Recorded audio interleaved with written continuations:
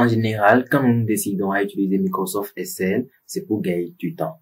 C'est en étant sur cette même ligne droite que je vous propose aujourd'hui 15 habitudes à adopter pour être super productif sur Microsoft Excel. C'est parti, on se lance direct. Sur cette feuille, nous allons donc ajuster le contenu de ces cellules, donc de ces lignes et colonnes. Commencez par mettre CTRL A et ensuite CTRL A pour sélectionner toute la feuille. Et ensuite, rendez-vous donc à l'extrémité d'une colonne, n'importe laquelle, et puis faites tout clic. Et voilà, toutes les colonnes sont donc ajustées. Pareil pour les lignes, rendez-vous sur l'extrémité bas ou inférieure d'une ligne. Et voilà, nous avons donc toutes les lignes qui sont ajustées. À défaut de tout ça, vous pouvez également utiliser cette combinaison de touches CTRL A pour sélectionner toute la feuille. Et ensuite, vous mettez LT et vous mettez ensuite L. Quand vous regardez ici, vous avez donc les touches à appuyer. Vous mettez ensuite la touche CCD, donc parenthèse ouverte sur votre clavier, bien sûr. Et ensuite, vous mettez donc Shift pour ajuster les hauteurs des lignes. Vous reprenez LT, L, CCD. Et là, vous mettez A pour ajuster la largeur des colonnes. Et voilà, vous avez donc tout qui vient d'être ajusté.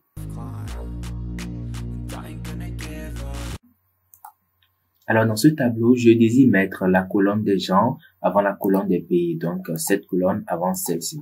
Alors, pour ce faire, je commence par sélectionner la colonne des gens. Et ensuite, étant donné que mon déplacement se fera vers le côté gauche, je me rends donc avec le curseur, bien sûr, sur l'extrémité gauche de la colonne. Et j'ai donc mon curseur qui est désormais en croix. Je vais ensuite maintenir le clic gauche et commencer par me déplacer. Et une fois sur la colonne des pays, je vais donc mettre la touche Shift de mon clavier ou la touche majuscule, bien sûr. Et nous avons donc cette ligne qui nous indique là où nous voulons insérer, là où nous voulons déposer notre colonne. Je n'ai qu'à lâcher le clic et voilà, j'ai donc la colonne des gens qui est placée là automatiquement.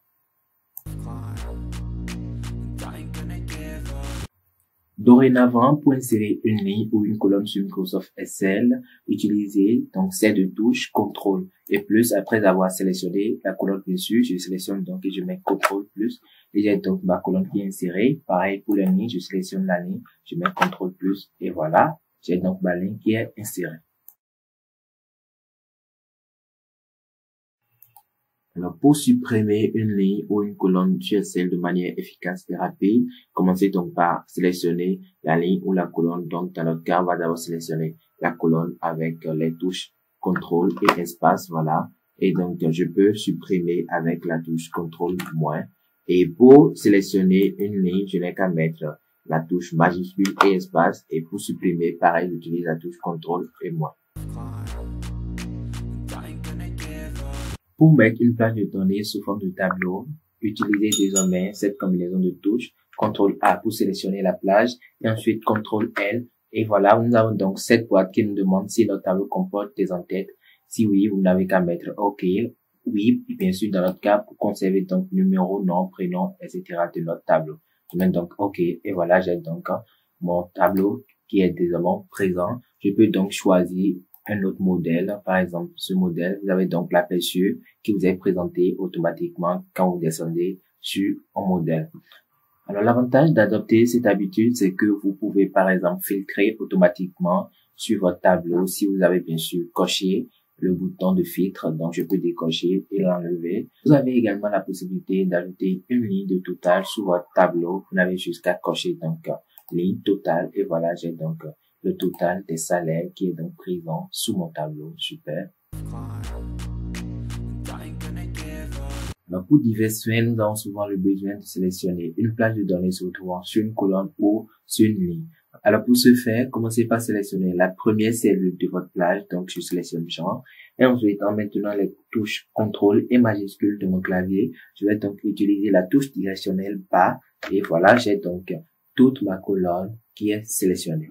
Pareil pour les lignes, sélectionnez juste la première cellule de la ligne et ensuite tout en maintenant les touches CTRL et majuscule, mettez la touche directionnelle du côté que vous désirez. Donc dans notre cas, je mets donc la touche directionnelle côté droit et voilà, j'ai donc toute ma cellule, toute ma ligne, voilà, qui est sélectionnée.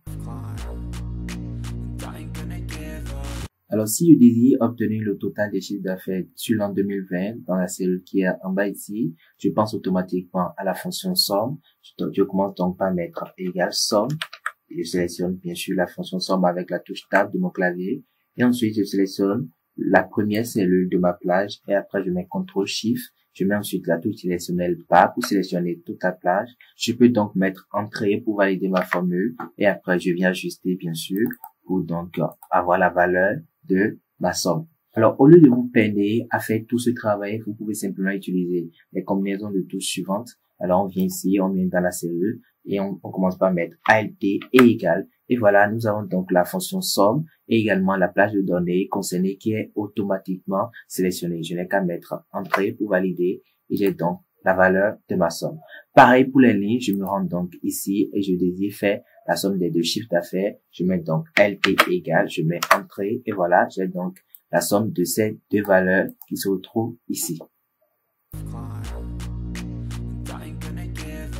Afin de pouvoir défiler vers le bas sans perdre l'entête de son tableau sur Microsoft Excel ou encore quand nous bougeons vers le côté droit sans perdre une partie, donc la première colonne par exemple d'un tableau, nous utilisons souvent la fonctionnalité de figer les volets. Donc nous venons donc dans l'onglet affichage puis figer les volets, nous mettons figer les volets. Pour cette même fonctionnalité, après avoir sélectionné la cellule d'intersection des deux volets, vous pouvez utiliser la combinaison de touches suivante, LT plus N pour passer dans l'onglet affichage, puis la touche parenthèse fermée, donc à préposition, et là, vous pouvez donc directement mettre F pour figer les volets. Vous avez donc ça, et également, vous pouvez naviguer vers les côtés sans que la première colonne ne se déplace.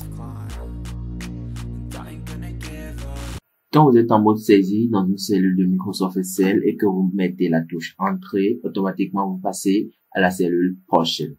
Alors, comment faire pour créer une liste de personnes ou une liste de choses dans une même cellule? Alors, pour ce faire, commencez par sélectionner la cellule et ensuite, mettez donc la touche F2 pour passer en mode saisie et après, utilisez la combinaison de touches ALT plus Entrée et vous passez donc à la prochaine ligne. Je peux donc mettre numéro 2 et ensuite mettre le nom d'un autre agent.